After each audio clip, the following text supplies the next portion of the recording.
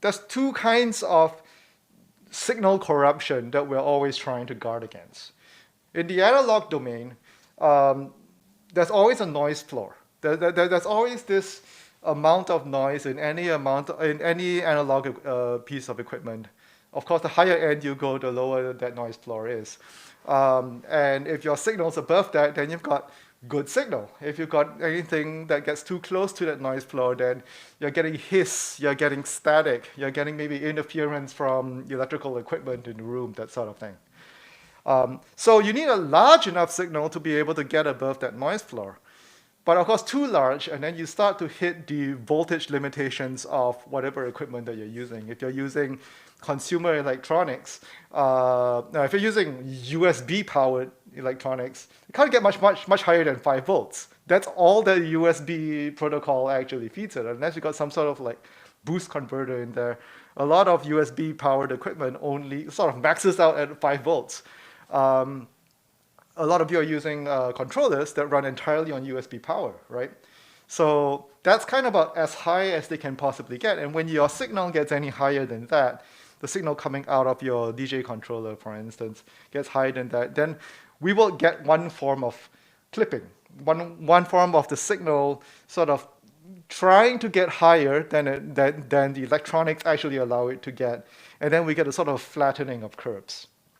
Now, in analog technology, typically, we're talking about signals that go between, if we're talking about interconnecting equipment, say a DJ controller to a set of powered speakers, we're usually only talking about nominally somewhere between 2.2 volts to maybe 3 volts. So that should be fine, actually. Your USB power source should be able to handle that. If it can handle the current that your equipment demands, it should be able to handle those voltages just fine. So for analog side of things, you're usually not so much worried about clipping. And even when it does clip, it tends to sort of clip kind of smoothly. It will distort your signal, but analog equipment tends to sort of clip more gently. The danger is when you clip a digital signal. Because digital signals, most digital sound processing works on an integer basis. We have, say, 16 bits, 24 bits. What's the highest integer that we can get with 16 bits? No. Big number. It's a very large number, but it's a finite number, right? And of course, when it comes to a audio signal, that has to go positive and it has to go negative. So we already lose 1 bit just for the sign. The fact that it's going above and below 0. And so there's this finite number, and if that signal gets above your finite number, badly coded software, you'll get buffer overflows. But in well-coded software, you just max out. You have one constant number until the signal actually drops below the theoretical maximum. And that actually creates this hard, almost square wave kind of signal. And that sounds a whole lot worse than clipping in an analog circuit. So when it comes to digital signals, you're really, really worried about not being too loud. Whereas not being too soft is actually not really a problem, because the digital signal that's kind of wimpily amplified in code is still very, very, very low in noise. There is no additional noise being introduced by software. No worries. And so what we're trying to do is, for the digital signals, make sure that we're never clipping. And for the analog components, make sure that we're getting a healthy enough, loud enough signal so that we're above the noise floor. All right, those are kind of the two big goals. We want to be in this ballpark. Now, the people who actually make digital hardware and software for DJing, companies like Serato, Pioneer DJ, Rain, all the companies that make digital to analog converting controllers or mixers or anything, they all know this. They all know that digital clipping is just awful and sounds terrible. And if DJs hear that, they are more likely to blame the hardware than necessarily think that they're doing anything wrong, right? So how many of you have heard the phrase, if you're not redlining, you're not headlining? Oh, oh, no one's heard that. Okay, all right. You've heard that, Karthik. All right. So that's and who knows what redlining means? So when you go too loud, it's the signal indicator and the controller, Right. right? When the LEDs on your and I'm going to switch. When the LEDs that are blinking on your on your individual channels or on your master output are turning red, because the signal is too high. And unfortunately, and first of all, that's a fallacy. Like if you're headlining an act, you should be smarter than that. And you should be trying to keep your signals out of the red. But secondly, enough people actually do believe that these companies like Serato and Pioneer actually anticipate that some people are just gonna want a red line. And so what they do is they put a limiter on the signal that kicks in when the signal hits the red. Wherever in your software or on your hardware you see that red light come on, either it's on a LED graph and it's sort of hitting the red bar, or it's on your screen and it's hitting red, that means that Serato or Rekordbox's limiter is kicking in and it's actively bending your signal so that you don't actually clip. Because clipping is the worst sound. Nobody wants that. But that also means, so they're trying to replace the terrible distortion of clipping with a sort of gentler distortion of limiting. How many of you make music? I know two of you do. Yeah. Not. So some of you may actually be familiar with the sound of limiters, right? So what does a limiter typically do to your music when you actually put it on to your music? Actually, do you use limiters?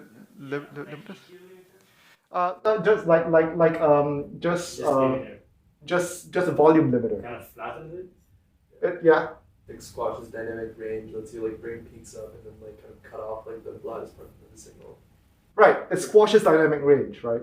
So what happens is that the difference between the very loudest part of your music and the softest and the sort of the regular parts of your music become less different. Your loud stuff doesn't sound much louder than your the regular body of your music. Here's as an example, imagine that you have someone singing over a really loud kick drum. Okay, that will be a pretty typical dance music situation, right? So if someone's singing, they're holding long notes. Okay, that's kind of like a certain volume level, and then you have this kick drum that comes in every beat, and that's creating a huge spike, right? If you have a limiter and you put it on that, then your kick drum doesn't go that far anymore.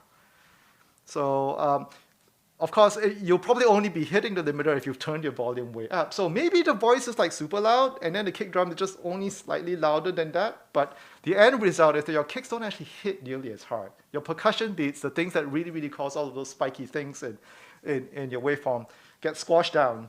And the impact of all that percussion kind of goes away because it's being swamped by other things that are in the music, like vocals, like strings, like long synth pads. And those things start to fight for attention where, in a well-produced track, they've already been balanced so that the percussion is a certain volume, the other elements are a certain volume, and they're all in balance. But now by adding a limiter, you've now thrown that out of balance. So first of all, you want to stay out of the red in every possible situation. And there's a couple of things that you can tweak to get there. But on Rekordbox, first of all, there's auto gain adjust, and there's also one in Serato, which is the software has analyzed how loud the average volume of your song is, and it's tried to sort of normalize all of the music that you've imported. This only happens once, the first time that you import a song. So if you make a change, I can't figure out a way to sort of like get Rekordbox to actually reanalyze it. I guess if you just analyze the beat grids all over again, but I can't get it to just say, no, I just want you to analyze the volume of this song. You'll have to force it to analyze the whole track all over again if you make that change. At least I think so. Yeah, double clicking doesn't do anything. And so this song is considered relatively quiet by the software. And traditionally, this has been done by sort of analyzing the sort of the root mean square values of the entire signal Maybe over it doesn't time. do anything because you're locked on it. Oh no, I haven't played. What? Oh no, no. Even when I have it unlocked, you don't get the option to just say just analyze the gain. You know. You have to analyze either the beat grid or the key or Well, I guess something you can else. set it manually if you want to, but Yeah, you can set it manually. Yeah, so say for this track, I'm gonna get a louder track. Okay, so it's UK garage track, and there's a lot of gaps in the music, right? So to record box, this is considered a fairly quiet track. This is sort of like below what I would consider normal, and so it's given it a boost of 4.6 decibels. Even on this screen, it gets pretty small. Let's try to find a track that's a little bit louder. All right, Skrillex. set it a little bit louder. Quite a bit louder. And over here, it's turned down by almost exactly the same amount, 4.5 decibels. So it's analyzed this song, you know. People familiar with this track?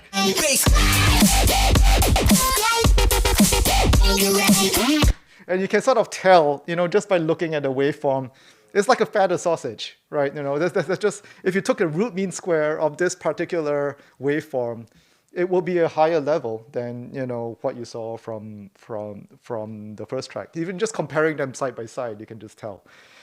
Now, first of all, the auto gain is trying to analyze this for you and trying to come to some sort of norm so that when you play these tracks back to back, you can use similar gain settings on the hardware and hopefully everything comes out fine.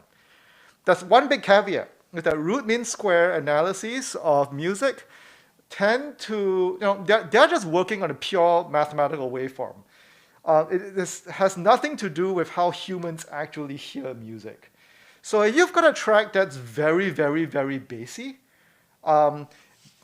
typically humans don't think it's that loud. If all you have is just low-level bass and nothing up in the higher frequencies, then you're going to get a big fat sausage of a signal, and the software is going to overestimate how loud that is because humans don't actually feel that's all that loud. There are other ways of analyzing music now. Loudness units are kind of like the new current standard of like trying to model how humans actually perceive loudness. But as far as I know, no DJ software uses loudness units. Plus, it's fairly processor intensive to actually do that analysis. So do keep in mind, if you're going to play something like really, really bassy, so, you know, comparing dubstep to dubstep, midnight request line, well, I guess it's still already a very, very, check it is pretty loud. Here we go. All right. Yeah, so this is also dubstep. Okay, it did a good job, it turned it up. But I would probably think that this track probably needs to be turned up even further because you can see it's all bass. It's all red, which means it's all bass.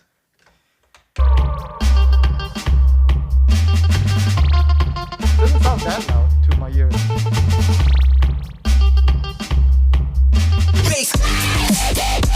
But according to the meters, these are the same volume.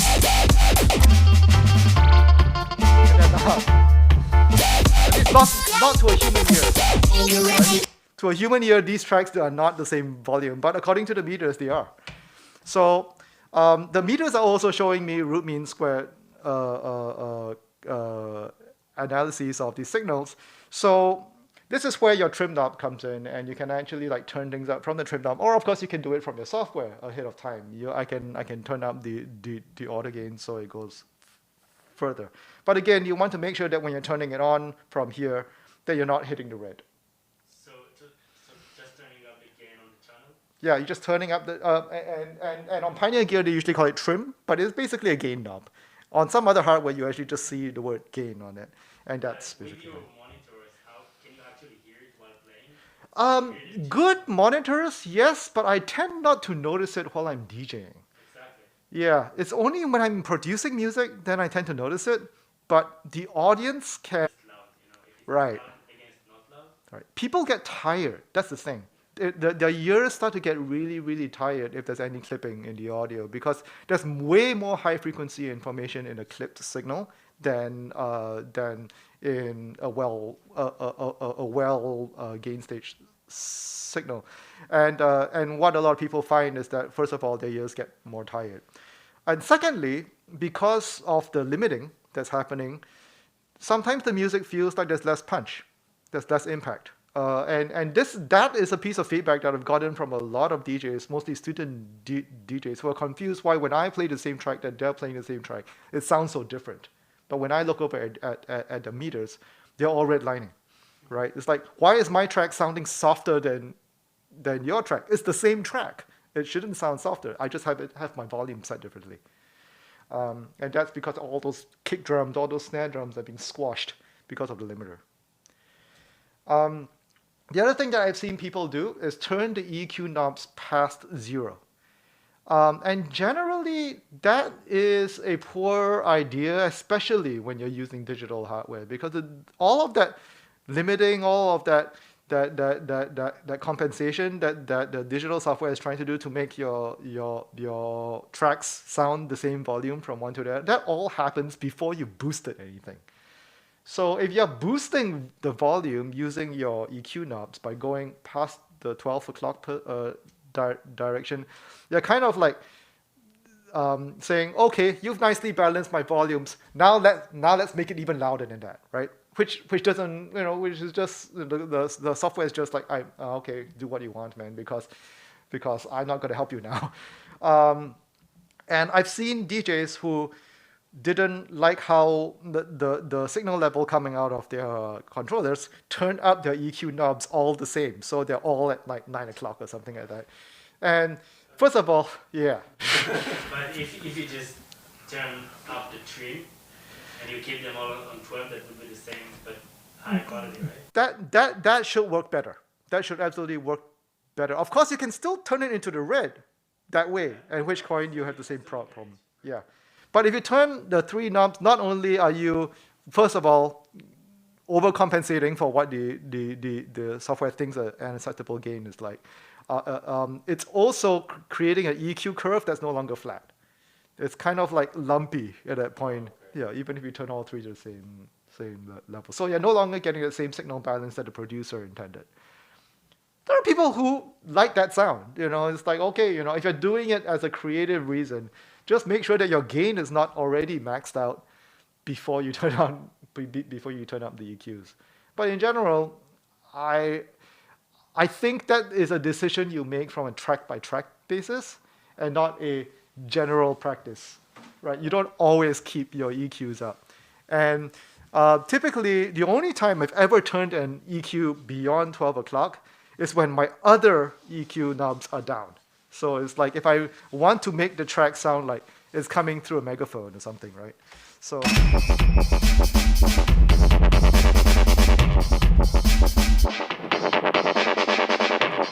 I've killed the bass, I've killed the treble, I'm just leaving the mids.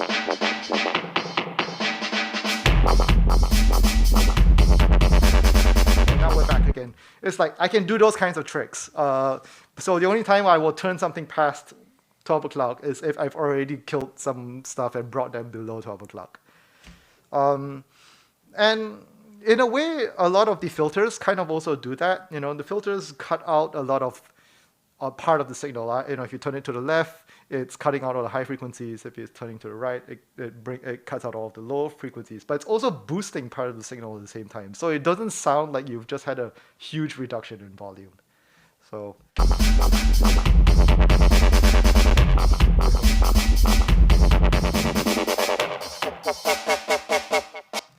the bass, I just cut out the bass in there, but you also heard that the snare drums got louder at the same time, because this is what they call a resonant filter. It's right around where it's cutting. It's actually boosting the signals right around that region at the same time. So everything below this point is being cut.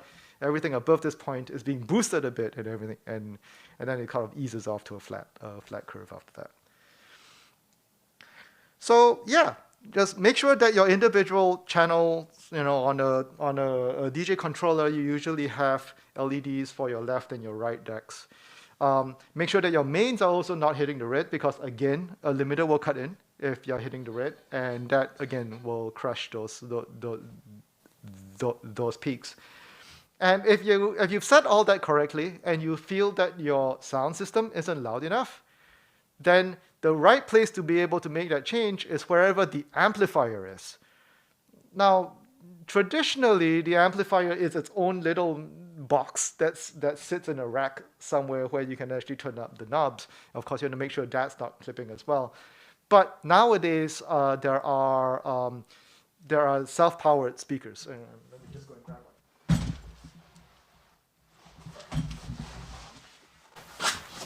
And that's the amplifier right here. This is called a plate amplifier. You also have similar technology in cars, if anybody's a car stereo fan. But since it's built right into the speaker, you actually power it right there, and that's your volume control right over here. This one actually has a peak light and a limit light. Very cool. Yeah, so the peak light actually tells me that, all right, the signal is hitting the theoretical maximum of what this amplifier could possibly put out. The limit light comes on when it says, all right, we're turning on the limiter, and we're actually actively distorting the signal again, but hopefully it doesn't sound as bad as clipping. It's doing exactly the same thing that we were talking about in Serato and Recordbox, only now it's doing it on this end. But if things are too soft, that's where you make your change, especially if you're already getting a fairly healthy volume over here. As a general principle, what I would suggest is that you always have your meters on your DJ controller, on your CDJs, on your mixer. Those percussion hits should be going above 0, probably to like +3 or +6, depending on your +3 or +6 dB, depending on the kind of music that you're playing. And whatever your sort of like long sustained notes are, maybe that's a human voice because you're playing pop or something, or maybe you're playing something with a lot of synth pads, whatever that long constant volume should be, that should be around 0. 0 is nominal. 0 is what the software, the software and the hardware was actually tuned to sound best at. And then whatever is above that is what they call headroom. And on high-end software, on high-end gear, sometimes this one has about 15 dB of headroom. On a lot of USB powered stuff, you've only got something like 6 dB of headroom. So peaking into the +6 dB, which is usually your orange lights, that's usually okay, and that's about as high as you ever really want to get. Anything past that, you're activating the limiter in your software or your hardware, and it's not sounding the way how it was recorded anymore. Are there any defaults of going like too low? Maybe? Yes, noise, right? It's like if you don't have enough signal level, then you run the risk of having to amplify stuff on your speakers so much that you're also amplifying the noise. To be honest, if you're using stuff like balanced cables, which are these, let me just grab some balance cables. They don't always look like this, but this is like a very, very typical balance cable. This is an XLR cable. If you're using these kinds of cables, these cables pick up very, very little noise from EM radiation, lighting equipment or phones or anything. These things generally do a very good job rejecting all of that interference. But if I use the regular, like, what is it? RCAs, yeah. From my, say, laptop or controller to the mixer, yeah, it's going to be creating noise. It's going to pick up noise the longer the cable is. So if you've got something like a 3-foot cable, it's fine. If you've got like a 10-foot cable, a bit iffy at this point. And I've used 10-foot cables and gotten away with it, so it's possible. But it's like, don't put your phone next to it. If someone sends you a text message, you'll hear it. You'll hear it in your signal. Go bzz, bzz, bzz, yeah. Also the 60 hertz from the EM. Oh yeah. The electrical circuits, especially lighting. Although actually, I don't know if LED lights put out more or less noise, but halogen lights were always the worst.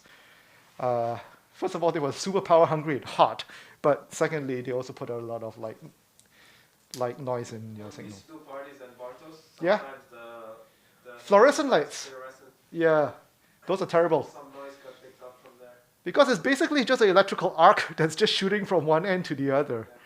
So you can imagine and it's alternating current. It's alternating at 60 hertz. So it's whereas a LED light nowadays, they're rectifying it into some sort of DC signal to be able to power it. So it's usually not nearly as bad. Okay.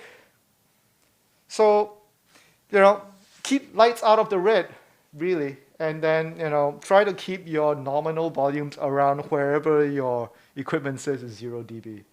And if your drum hits, if your loud bits are all pumping into like the +6 dB orange lights, that's a good place to be. That's a great place to be. That's the folks in Pioneer DJ tell me that's how they've actually designed their equipment to be used. They know there are people going to the red, but they've designed the equipment to sound best when you're nominally at 0 and you're just peaking into 6.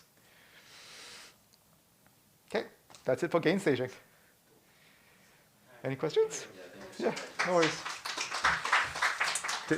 I should have stretched before trying to pick up that speaker.